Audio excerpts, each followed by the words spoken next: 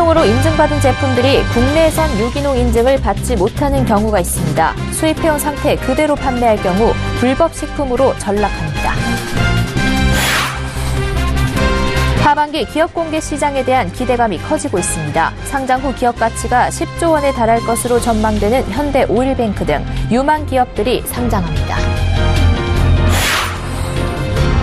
최근 정부가 미등록 분양대행사의 업무를 제한하는 등 제도를 손질하자 주요 건설사의 분양 일정이 줄줄이 연기되고 있습니다. 금융감독원이 신한금융의 채용비리 정황 22건을 확인했습니다. 임직원 자녀 특혜 채용뿐 아니라 연령, 성차별까지 있었습니다.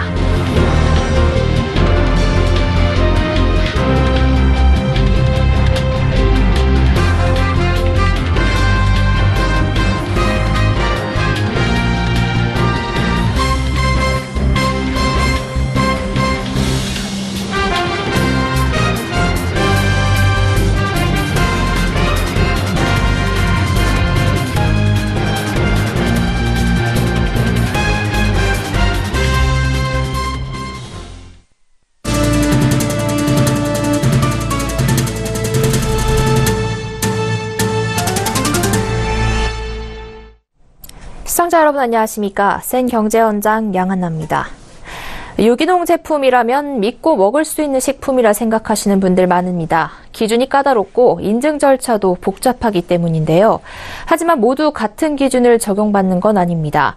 유기농 제품이 불법 식품이 될 위험성도 있다고 합니다. 유동현 기자입니다. 식품의약품안전처는 지난 9일 폴란드산 유기농 분말 제품 11개를 회수 조치했습니다. 방사능 물질인 세슘이 기준치보다 초과 검출됐기 때문입니다. 유기농 링곤베리, 빌베리 동결건조 분말에서 각각 671, 891 베크럴로 국내 기준인 킬로그램당 100 베크럴을 한참 초과했습니다. 그럼에도 이 식품들은 제품명에 유기농을 붙여 판매됐습니다. 유기가공식품 상호 동등성 협약을 맺은 국가로부터 수입한 제품이기 때문입니다. 이 협약에 따르면 미국과 유럽연합에서 유기농 인증을 받은 제품은 한국에서도 동등한 유기농 식품으로 인정됩니다. 하지만 각 국가별로 식품 방사능 성분 기준치는 다릅니다. 한국은 모든 제품에 킬로그램당 세슘 100 베크럴, 요오드의 경우 영유아용 식품 및 유가공품은 100 베크럴, 이외 식품에는 300 베크럴을 최대 허용 수치로 매겼습니다. 반면 유럽과 미국의 경우 식품 종류별로 기준도 다양하고 허용 수치도 천차만별입니다. 즉, 협약 국가에서 유기농 인증을 받은 제품이 한국에 판매될 경우 같은 유기농이지만 국내 방사능 기준을 초과하는 제품이 생길 수 있다는 얘기입니다. 해외 유기농 식품이 순식간에 불법 식품으로 바뀔 가능성을 배제할 수 없는 겁니다. 이를 바로잡을 기회는 있습니다. 수입 상태 그대로 판매하지 않고 이를 국내 업체가 용기에 별도로 담는 소포장을 할 경우 국내 유기농 인증 기준에 따른 허가를 받아야만 유기농 제품으로 판매가 가능하기 때문입니다. 하지만 현실에서는 이 과정이 제대로 지켜지지 않습니다. 따로 어떤 인증을 또다시 받는다거나 이런 부분을 하는 건 없고요. 이미 다 통과되고 다 받은 거라고 그 서류상 되어 있는 부분이기 때문에 그것만 저희가 받아서 소분만 하고 있다 보니까. 유기농 인증 허가 규정은 있지만 유기가공식품 인증기관에서 별도의 방사능 성분 검사를 하지 않고 있는 게 현실입니다. 유해 물질이라는 게 방사능 외에도 수만 가지가 돼가지고 우려가 높은 게 이제 주로 농약, 특산물 같은 항생물질 하고 있고 필요하다면은 중금속 정도로 하지 방사능까지는 안 하지요. 같은 유기농 제품이라도 기준이 달라 소비자들의 혼란을 키우는 것은 아닌지 점검이 필요해 보입니다. 서울경제TV 유동현입니다. 하반기 기업 공개 시장에 대한 기대가 커지고 있습니다. 상장 후 기업 가치가 10조 원에 달할 것으로 예상되는 현대 오일뱅크를 비롯해 게임주의 새로운 강자가 될 것으로 기대되는 카카오게임즈, 기술 특례 상장을 노리는 항암 면역 치료 백신 개발 기업 셀리드까지 다양한 분야의 유망 기업들이 상장을 준비하고 있는데요. 한국거래소는 올해 코스피에만 최소 10곳, 코스닥에는 100여 곳의 기업이 상장할 것으로 보고 있습니다. 김성훈 기자가 보도합니다. 게임 개발, 퍼블리싱 기업 카카오게임즈는 최근 한국거래소에 코스닥 상장 예비 심사 청구서를 제출했습니다. 올 하반기 상장이 목표인 카카오게임즈는 다양한 장르의 모바일 게임을 개발, 출시하고 있으며 유명 게임 배틀그라운드의 국내 서비스를 담당하는 등 퍼블리싱 부문에서도 경쟁력을 보이고 있습니다. 올해 1분기에는 매출이 지난해 같은 기간보다 32% 성장하며 분기 기준 처음으로 1,000억 원을 돌파했습니다. 올해 IPO 시장 최대어로 꼽히는 현대오일뱅크도 다음 달 상장 예비 심사를 청구할 계획입니다. 오는 3분기 IPO 이후 이르면 10월 코스피 상장을 목표로 하고 있습니다. 현대오일뱅크는 지난해까지 2년 연속 사상 최대 실적을 거뒀고 올 1분기에는 다소 주춤했으나 지난해와 마찬가지로 3천억 원대의 영업이익을 기록했습니다. 시장에서는 현대오일뱅크의 상장 후 기업 가치가 무려 10조 원에 달할 것으로 예상하고 있습니다. 매출액이 없고 자본 잠식 상태임에도 기술 특례 상장을 통해 하반기 상장을 노리는 기업도 있습니다. 세계 최초로 환자의 말초 혈액에서 분리한 B세포를 이용해 자가세포를 이용한 항암 면역 치료 백신을 개발하는 셀리드가 그 주인공입니다. 이 밖에 KTB투자증권의 자회사이자 현재 국내 창업투자사 중 실적 1위를 기록하고 있는 KTB네트워크도 하반기 상장을 준비하고 있습니다. 이스타항공, 티웨이항공, 부산에어 등 저가 항공사들도 연내 상장을 위한 준비에 박차를 가하고 있습니다. 4인조 걸그룹 걸스데이가 소속된 연예기획사 드림티 엔터테인먼트도 종속회사 YMC 엔터테인먼트 소속 그룹 워너원의 인기에 힘입어 하반기 IPO 시장에 출사표를 던질 예정입니다. 서울경제TV 김성훈입니다. 최근 정부가 청약 제도를 손질하고 미등록 분양대행사의 업무를 제한하면서 주요 건설사의 분양 일정이 줄줄이 연기되고 있습니다. 보도에 유민호 기자입니다. GS건설은 오늘 예정이던 고덕자이 모델하우스 개관을 일주일 뒤로 미뤘습니다. 정부가 지난 4일부터 신혼부부 특별공급 물량을 2배로 늘렸기 때문입니다. 신혼부부 특별공급 물량은 민영주택의 경우 10%에서 20%, 국민주택은 15%에서 30%로 늘었습니다. 이번에 개정안이 적용되면서 저희가 첫 적용 단지다 보니 달라진 규칙 적용을 위한 사전 준비 기간이 필요해서 오픈을 일주일 연기하게 됐습니다. 여기에 정부가 지난달부터 미등록 분양대행사의 사업에 제동을 걸면서 당초 분양 일정은 더욱 차질을 빚고 있습니다. 주택공급규칙에 따라 건설업 등록사업자가 아니면 분양대행 업무를 할 수 없다는 겁니다. 6월 지방선거 전 분양을 매듭 지으려던 건설사들은 발등에 불이 떨어졌습니다. 효성건설은 홍제역 효성 해링턴 플레이스 분양을 오늘에서 25일로 미뤘습니다. 롯데건설도 이달 말 예정이던 청량리 롯데캐슬 분양을 다음 달로 연기한 상태입니다. 전문가들은 이 같은 논란에 대안 마련이 시급하다고 지적합니다. 분양대행업을 어떤 신규 사업으로 생각을 해서 어떤 새로운 업역으로서의 자격 기준을 마련할 필요가 있다고 생각이 됩니다. 이번 달 전국에서 분양 예정인 주택 물량은 6만 2천여 가구. 정부의 연이은 제도 손질로 주택 분양 시장 혼선은 계속될 것으로 보입니다. 서울경제TV 유민호입니다. 금융감독원이 신한금융의 채용 비리 정황 22건을 확인했습니다. 임직원 자녀의 특혜 채용뿐 아니라 연령, 성차별까지 있었습니다.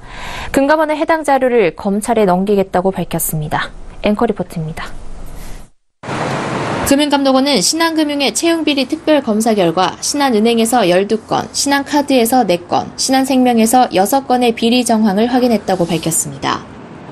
신한은행은 지난 2013년 공채 당시 서류와 면접 전형 등에서 떨어진 지원자 12명에게 특혜를 줬습니다.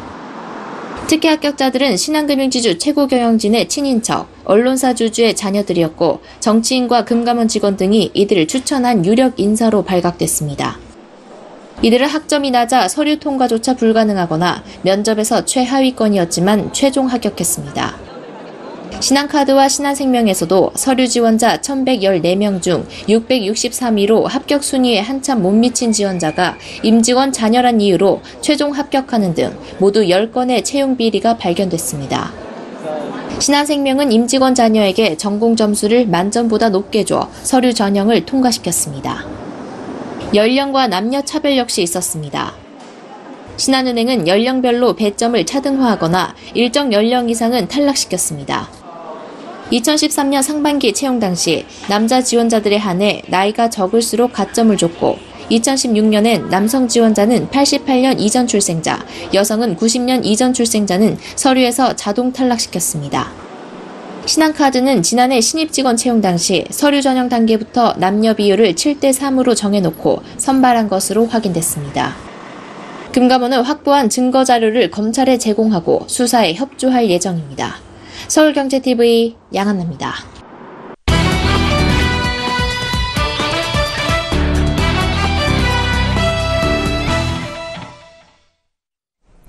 일자리 창출에 정책 역량을 집중하고 있는 정부가 대기업, 중소, 중견기업과 함께 유망신산업에 160조 원을 집중 투자합니다. 일자리를 만드는 데 속도를 내면서 가시적인 성과를 보여주겠다는 겁니다. 어느 분야에서 얼마나 일자리가 만들어질지 주목됩니다. 자세한 이야기 정창신 기자와 나눠보겠습니다.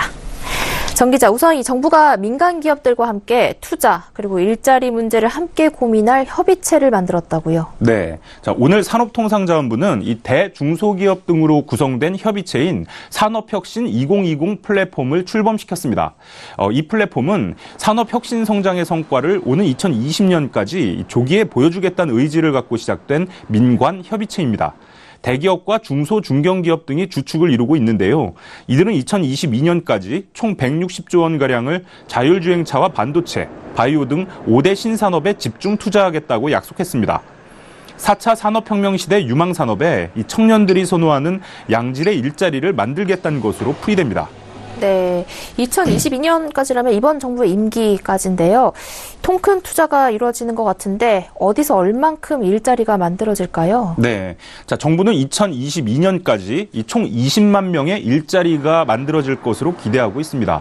일단 준비한 표를 보면서 설명하면요, 이 산업별로 나눠본 건데요. 이 전기 자율주행차에 34조 2천억 원이 투자됩니다. 일자리는 18,200개가 만들어질 것으로 예상되고요. 또 에너지 신산업엔 44조 8천억 원을 투자해 14만 9,200개의 일자리를 만들고, 또 반도체 디스플레이 분야에선 60조 1천억 원이 투자되고 8,500개의 일자리가 기대되고 있습니다. 또 여기에 사물인터넷 가전에 10조 9천억 원을 투자해 16,100개의 일자리를, 또 바이오 헬스 분야에는 7조 5천억 원을 투자해 5,200개의 일자리를 만든다는 계획입니다. 네, 이 20만 개 일자리는 기대치니까 계속 지켜봐야겠고요. 결국 일자리는 민간에서 만들어줘야 하는데 이 모임에 참여하고 있는 기업들은 어디가 있나요? 네, 이 산업혁신 2020 플랫폼에는 이 대기업과 중소기업, 중견기업을 비롯해서 3대 경제단체 등 30명가량이 참여했습니다. 우선 대기업에서는 두산그룹과 삼성전자, 신세계, 한화큐셀, 현대차와 GS파워, LG전자와 OCI, SK디스커버리 등 9곳입니다. 또 중견기업에선 신성 ENG, 제우스, 캠시스, MS오토텍 등 4곳이고요. 또 중소기업은 눔, 라이프 시멘틱스, 인코어드, 퓨처로봇, 키오스크 코리아, 해줌, PKL 등 7곳입니다. 또 여기에 대한상의와 무역협회, 중견기업연합회 등 3곳의 경제단체가 참여했고요. 또 컨설팅, 학계 전문가 등도 함께 머리를 맞댔습니다. 네, 이 기업들 5대 신산업 분야에 속하고 있다고 하는데 앞으로 어떤 계획들을 내놓고 있습니까? 네, 먼저 전기차 분야를 좀 살펴보면요. 이 국내 완성차 업체들이 코나와 니로, 제네시스 등 전기차 모델을 내놓을 예정인데요. 이 정부도 우편 배달용 전기차 10,000대를 보급해 시장 확대에 나서고요. 또 전기차 급속 충전소 10,000개, 수소차 충전소도 300개를 새로 만들기로 했습니다. 또 사물인터넷 가전 분야에서는 LH가 서울 공릉에 이 스마트홈 시범단지 100세대를 구축합니다. 이곳엔 이 에너지 저장 장치와 태양광 산업이 연계되고 빅데이터와 연계된 새로운 서비스도 나올 것으로 예상됩니다. 또 바이오 헬스 분야에선 3천만 명가량의 의료 데이터를 표준화하고 글로벌 백신 생산 시설도 구축하기로 했습니다. 또 인공지능 기반 의료 영상 판독 진단 시스템도 개발에 나설 예정입니다. 정부는 민간 투자가 차질 없이 이뤄질 수 있도록 이 불필요한 규제를 개선하는 데 힘쓰기로 했습니다. 또 산업 현장에서 필요한 전문 인력 양성에도 나선다는 계획입니다. 네, 정부의 유망 신산업 투자와 일자리 창출 효과에 대해 정창신 기자와 이야기 나눴습니다. 말씀 고맙습니다. 네.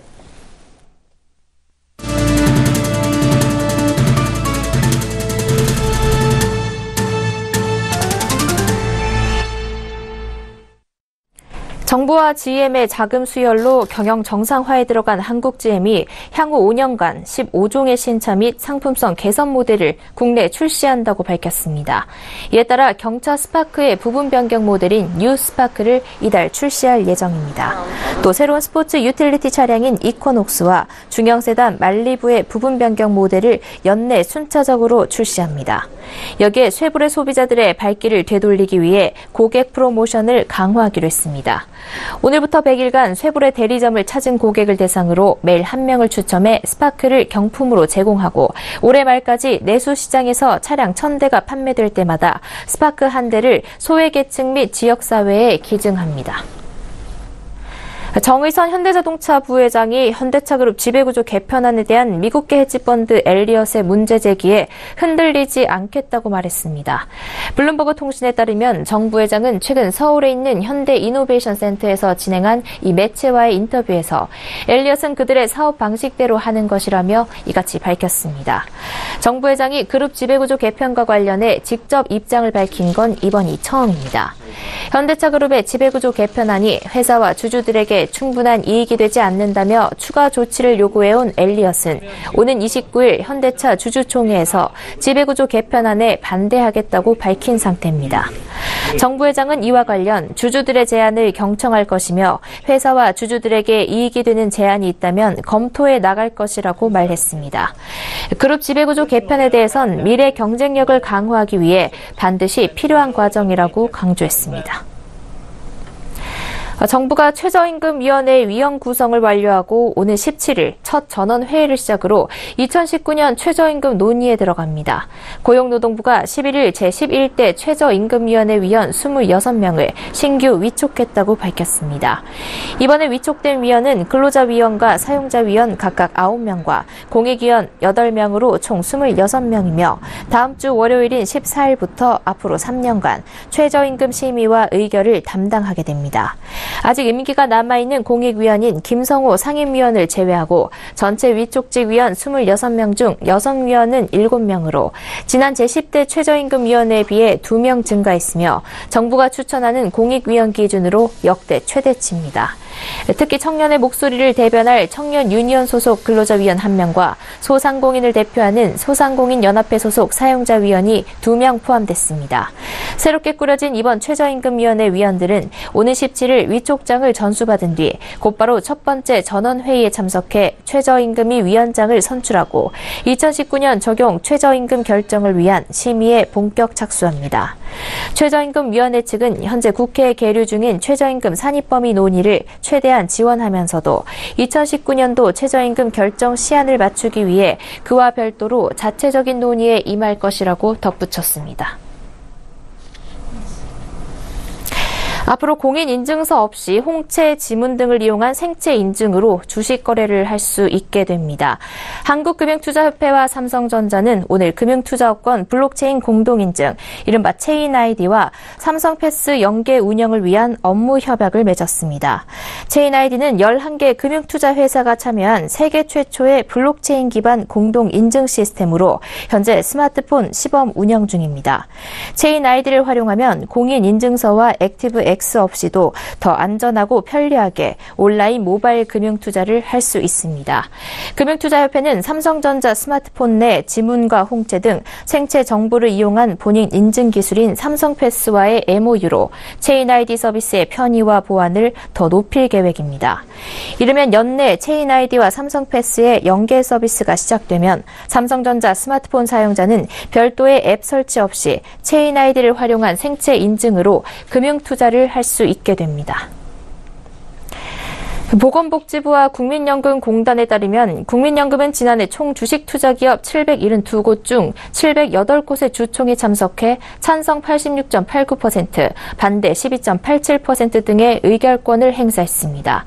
국민연금의 의결권 행사 내용 중 반대 비율은 2013년 10.8%, 2014년 9%, 2015년 10.1%, 2016년 10% 등으로 최근 5년간 보면 작년이 최고치를 기록한 겁니다. 밝혔습니다. 반대 의결권 행사 사유는 10년 이상 장기 연임에 따른 독립성 약화 우려 등 이사 및 감사 선임에 반대한 것이 225건으로 가장 많았습니다. 오는 7월 스튜어드십 코드가 도입되면 국민연금의 적극적인 주주권 행사는 한층 강화될 것으로 관측됩니다. 스튜어드십 코드는 연계금 등 기관 투자자가 기업의 의사결정에 적극적으로 참여해 주주의 역할을 충실히 수행하고 위탁받은 자금의 주인인 국민이나 고객에게 이를 투명하게 보고하도록 하는 의결권 행사 지침을 말합니다.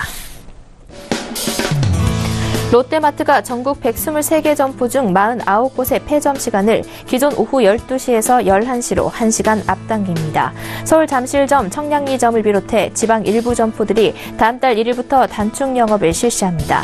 롯데마트는 고객이 뜸한 시간 근무를 줄이는 등 효율적 인력 운영을 위해서라고 영업시간 단축 이유를 설명했습니다. 경찰, 공정위 등 사정기관이 한진그룹 일가의 갑질 문제에 대해 전방위 조사가 이뤄지고 있는 가운데 대한항공과 진에어, 칼호텔 등 한진계열사 직원들이 내일 오후 2차 촛불 집회를 엽니다. 이들은 총수 일가의 경영퇴진, 불법행위 처벌 등을 요구하고 있습니다. 도미닉 시뇨라 르노 삼성 사장이 오늘 서울 인터컨티넨탈 호텔에서 열린 자동차의 날 행사에서 르노 삼성과 삼성 브랜드 간 결별설에 대해 2020년 계약 종료 이후 결정에 대해선 아직은 모를 일이라고 밝혔습니다.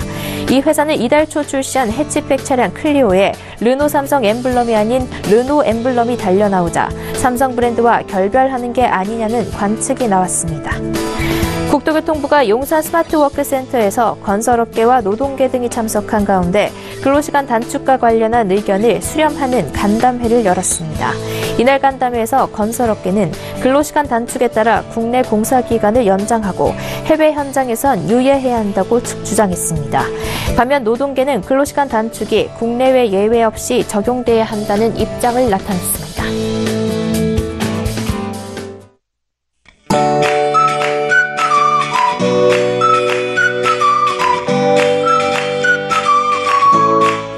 안녕하세요. K웨더 라이프스타일 예보 윤재양입니다.